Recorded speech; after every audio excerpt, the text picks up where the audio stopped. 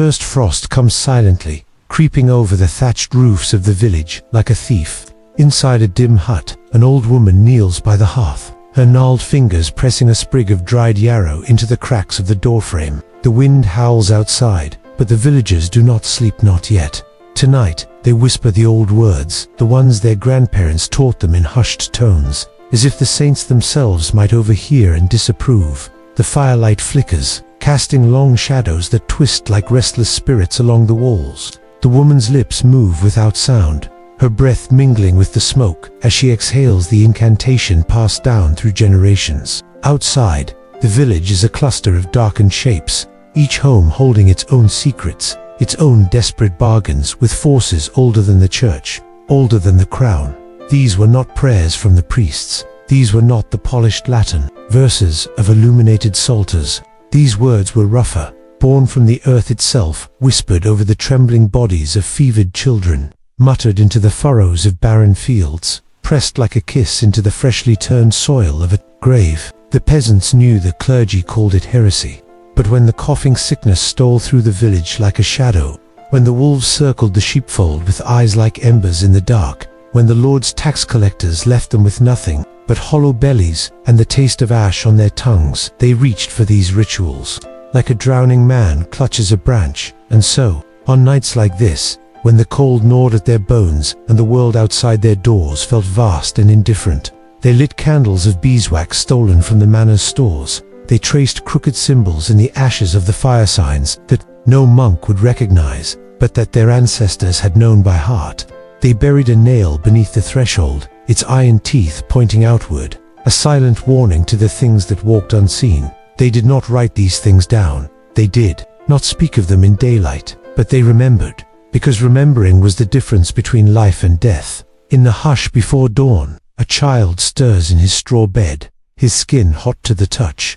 His mother does not call for the priest. Instead, she reaches for the bundle, hidden beneath the floorboard, a scrap of cloth, a knucklebone, a lock of hair from a grandmother long buried. She presses them to his forehead, her voice a murmur, her hands trembling not with fear, but with the weight of an unbroken chain stretching back to a time before cathedrals, before kings. The village healer, an old man with fingers stained green from herb, says nothing as he grinds dried nettles into a paste. He knows the church would call it witchcraft, but he has seen too many children slip away beneath the weight of holy prayers alone. So he works in silence, his movements slow, deliberate, as if each motion is a thread in an invisible tapestry, woven against the hunger, the cold, the relentless press of a world that does not care if they live or die. And when the fever breaks, at last, no one speaks of why. Spring comes, but the earth is slow to wake. The villagers gather at the edge of the field, their faces gaunt from a winter that refused to loosen its grip. The oldest among them, a woman with her back bent like a bow, kneels in the dirt, her palms pressed to the unyielding soil. She does not pray to God, she speaks to the land itself, her voice the rasp of roots against stone. The others watch in silence. They know the priest will come soon, with his blessings and his threats. But first, they must do what their fathers and mothers did before them. They must remind the earth who they are, a handful of last year's seeds, saved despite the hunger, a drop of blood from a finger pricked on purpose, a whispered promise, a plea, a fragment of a song so old even the wind has forgotten its name. They scatter the seeds like a confession, and wait. The rain comes 3 days later, soft at first, then relentless. The villagers do not cheer. They do not kneel in gratitude. They simply stand at the edges of their fields, their faces upturned, their hands open. The priest will say it was divine mercy. The peasants know better. That night, in the dark heart of the forest, where even the moonlight hesitates to tread, a figure slips between the trees. It is not a wolf, it is not a man, it is something older, something that remembers when the villagers were not here, when the churches were not built, when the world was nothing but wind and wolf song and the slow turning of the stars. It watches, it waits, and far below, in a hut, with a yarrow-stuffed doorframe, a candle gutters out as if in warning. The well at the edge of the village never froze, not when the winter winds scoured the fields to ice, not when the river stiffened into a jagged white road, not even on the coldest nights, when the breath of wolves hung frozen in the air like ghosts. The water remained dark, still waiting as if the cold dared not touch it. The women said it was blessed. They could not say by whom before dawn. When the world was still blue with shadows, the youngest daughter of each household would walk to the well, barefoot, even in snow. The cold bit at her toes, turned them red as berries, but she did not hurry. Hurrying would break the ritual, and some things must not be broken. She carried a wooden pail, its sides worn smooth by generations of hands just like hers. When she reached the well, she knelt not in prayer, not as the priest had taught them, but in the old way.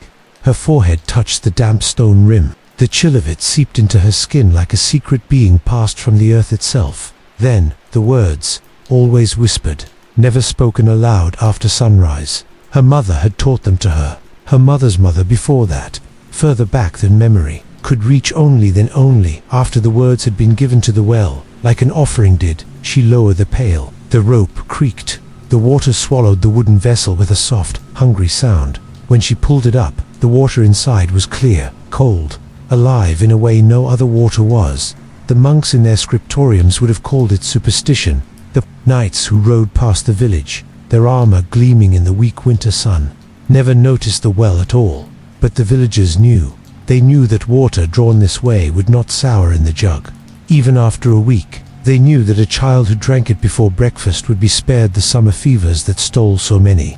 They knew, though no one spoke of it, that when a traveler once drank straight from the well without the ritual, the next harvest failed. Not slowly, not by chance. The apples rotted on the branches. The wheat grew pale and hollow. The well had been offended. No, one remembered when the ritual had begun. No one dared to stop, because in a world where God's mercy came filtered through the priest's grasping hands, where the Lord's justice was measured in grain and blood, the well was theirs. A secret, a covenant, a thin thread between survival and despair. One morning, the Lord's new steward came to the village. He was a young man, sharp-faced, with eyes that missed nothing. He saw the daughters walking to the well in the half-light, saw the way they knelt, saw the reverence in their movements. He laughed. "Foolish peasant tricks," he said, loud enough for all to hear. Then, to prove his point, he marched to the well. In broad daylight, Dodd drew up the water himself, drank deep. No words, no ritual, no respect. The villagers watched in silence. The well watched back.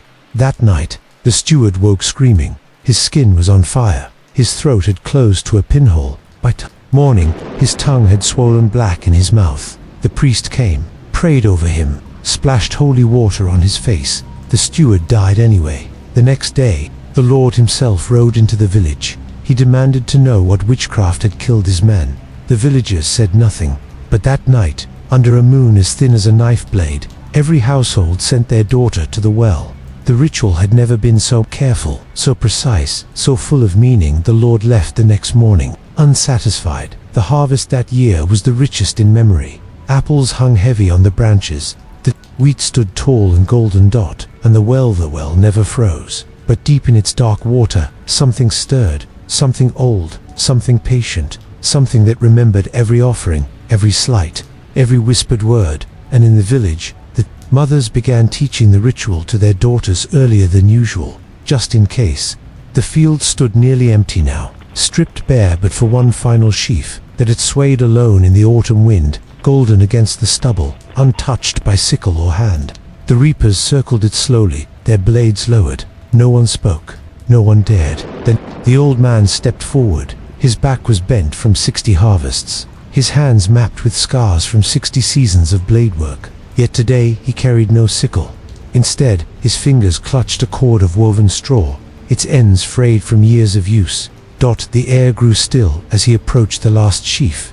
His lips moved, shaping words so ancient even he didn't know their meaning, that they must be spoken here, now, with the exact cadence his grandfather had taught him, when he was just a boy trembling under the weight of tradition. His knuckles brushed the wheat stalks as he bound them. The rustle sounded like a sigh. They called it the corn doll, not to its face, never where the priest might hear, but in the secret language of fields and hunger. That's what it was. They carried it back to the village, not in celebration, but in solemn procession. The children, usually so loud during harvest, walked silently behind their elders.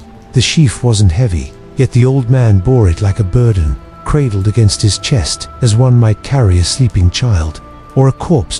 In the largest home, the one with the hearth big enough for all to gather around, they placed it carefully above the fire. The stalks caught the light, glowing like captured sunlight. It would watch over them through the long dark, guard them, remind them. Come spring, when the ground softened and the first green shoots appeared, they would take it down again, grind its grains separately from the rest, bake them into a single loaf, coarse and dark. This bread would never pass human lips. They would crumble it instead into the troughs, letting the livestock eat this last remnant of the old harvest. The sows would grow fat with piglets. The ewes would birth twins. The hens would lay eggs with yolks like liquid gold. The church called it pagan. The steward called it wasteful good. Grain that should have gone to the Lord's table, now fed to beasts. The peasants simply nodded, bowed their heads, and did it anyway, because some things were too precious to leave. 2 sermons and tithes. The winter came early that year. First as frost painting the thatch white each morning, then as snowdrifts swallowing fences whole, finally as a gnawing cold that crept into bones and stayed.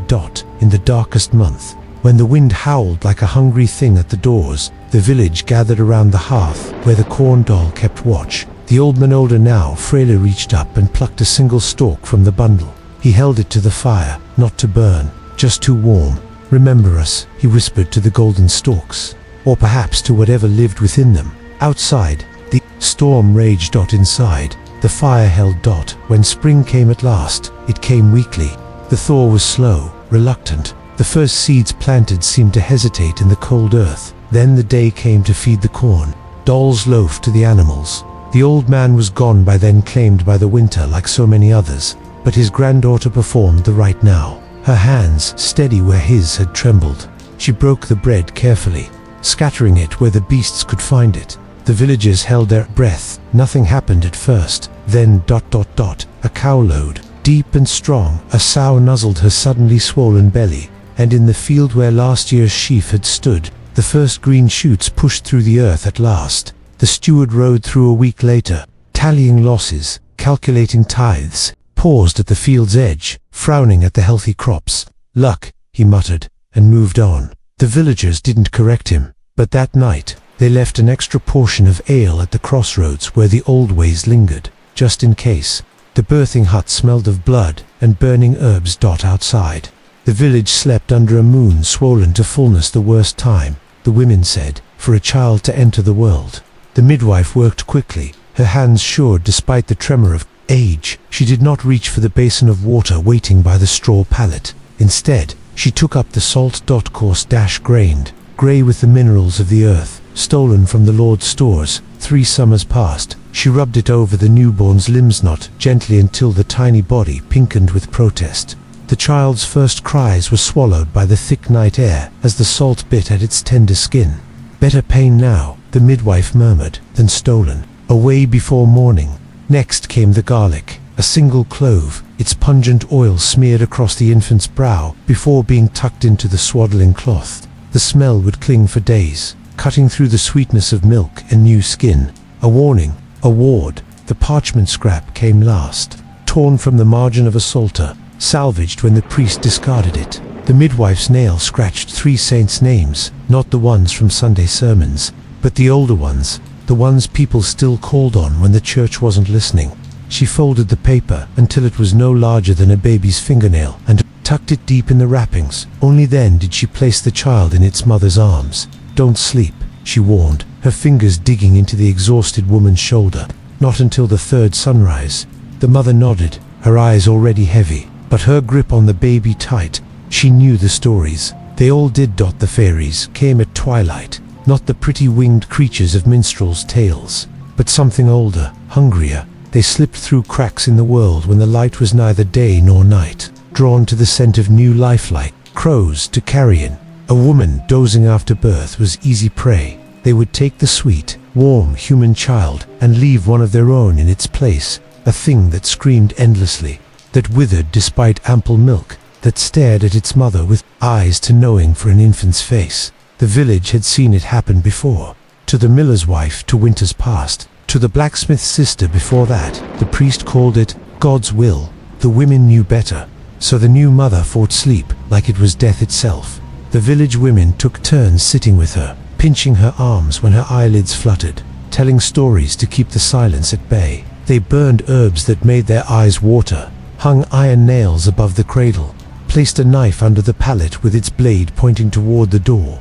Outside, the wind carried the scent of turned earth and rotting leaves, the breath of autumn, of dying things. Inside, the baby's chest rose and fell. Alive, still human. For now. On the third morning, when the sun finally broke above the trees, the mother wept as she finally slept. The baby, washed clean of salt now, dozed in its grandmother's arms. The garlic clove had been buried at the crossroads. The parchment scrap would remain hidden in the swaddling until the child grew too big for fairy theft. The midwife stood in the doorway, squinting against the dawn. Her work was done. For this child, at least. Across the village, in the dark hollow of an ancient oak, something stirred. A whisper of dry leaves, a glint of eyes that weren't quite animal. The fairies didn't rage at being thwarted, that he simply waited. There would always be more births, more tired mothers, more chances. The hammer's song never ceased in the valley, even in the dead hours before dawn, when sensible men slept and even wolves grew weary.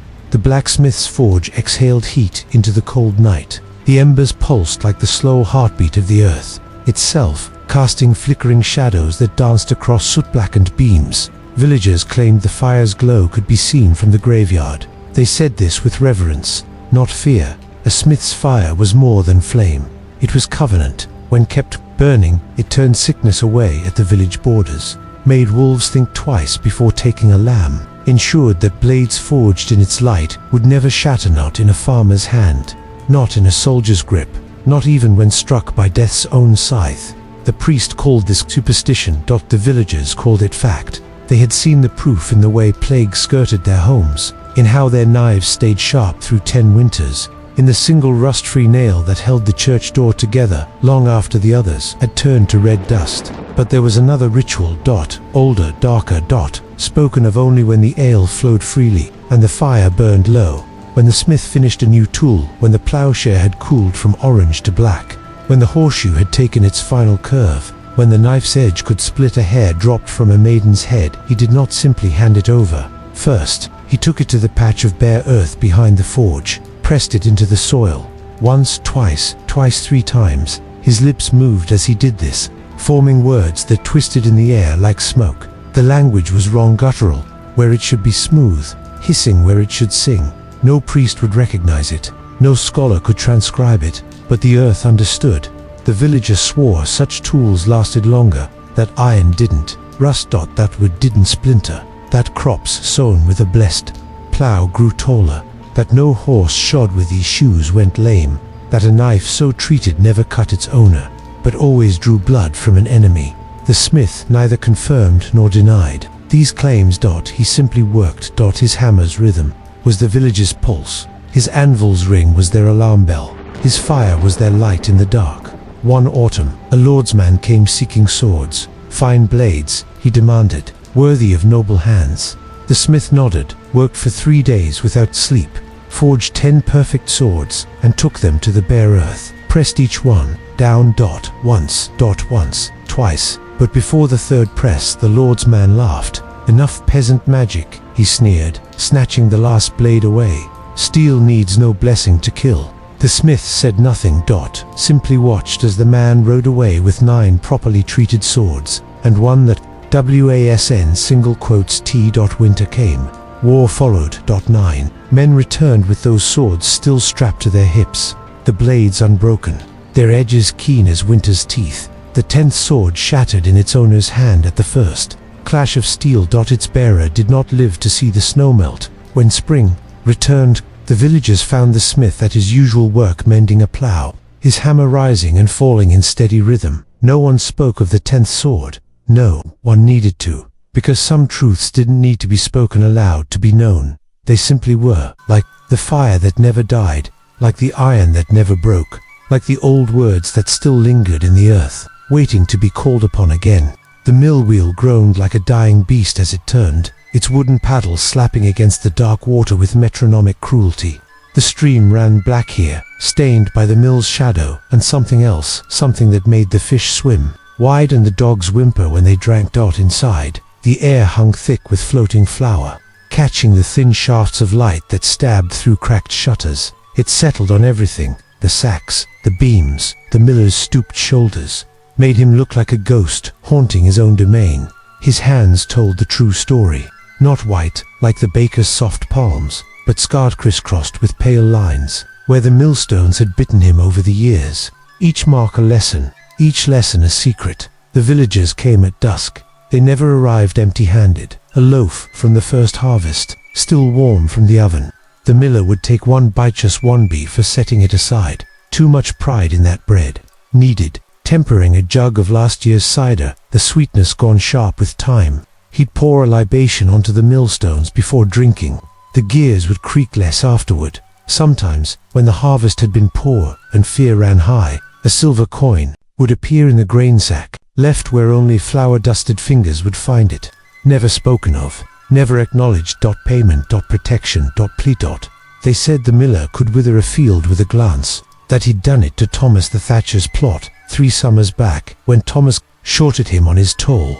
The wheat had blackened overnight, stalks collapsing inward as if some great hand had squeezed the life from them. They whispered he could make the stones grind coarse or fine as he pleased. That widow, Agnes Flower, always came out whiter, her bread softer, while Jacob, the cooper's wife, got grit in hers, no matter how she sifted. Most dangerous of all, they said, he could turn good grain to dust if offended.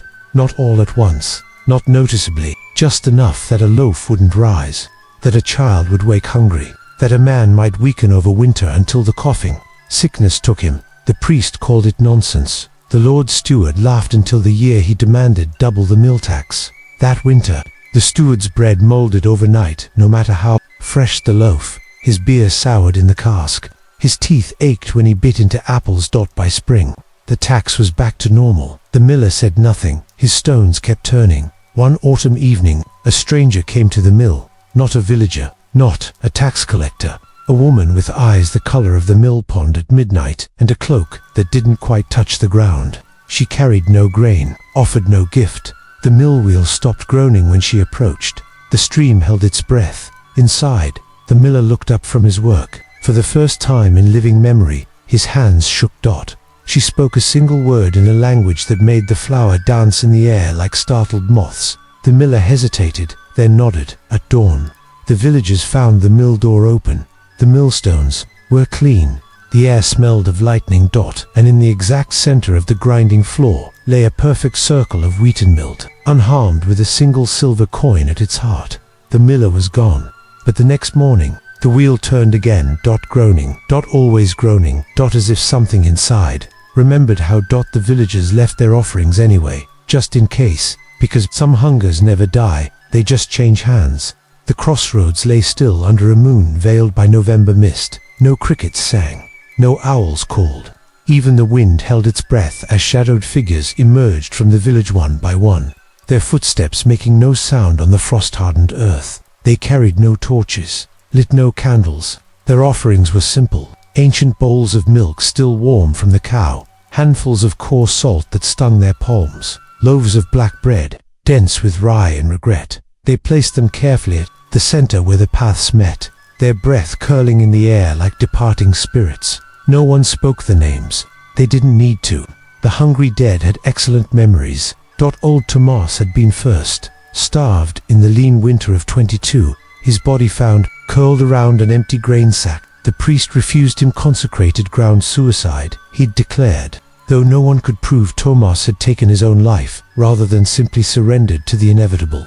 They'd buried him at the crossroads with a cairn of fieldstones. By spring, wildflowers grew between the rocks in perfect symmetry, though none grew anywhere else along the path. Then the miller's daughter, dead in childbirth, with her bastard still inside her.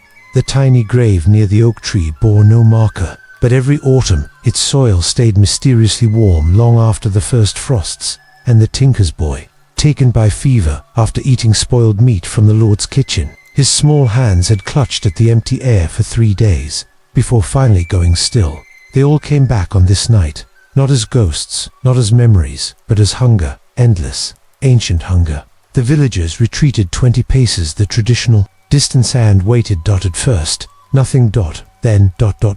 A sigh moved through the crossroads, though no wind stirred the bare branches. The milk in the bowls rippled, though no hand touched them. The salt dissolved into the earth with a hiss like a red-hot blade quenched in snow.